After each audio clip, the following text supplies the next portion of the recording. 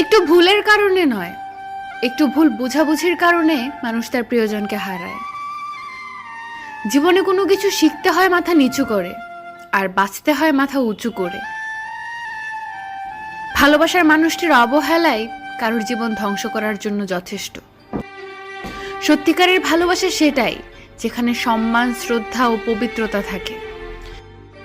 নিজের বাড়ি ভালো হোক কিংবা খারাপ হোক, নিজের বাড়ির মতো শান্তি কোনো রাজপ্রাসাদেও পাওয়া যায় না।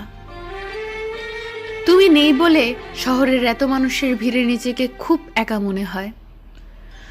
হারানোর ভয় তো সেই বেশি পায় যে সত্যিকারের ভালোবাসে। আগের মতো সবকিছুই আছে, আমিও আছি, তুমিও আছো, কিন্তু নেই সেই আগের মতো ভালোবাসা। না পাওয়া কিছুর জন্য কষ্ট হয় না, কষ্ট হয় পেয়ে হারানোর জন্য।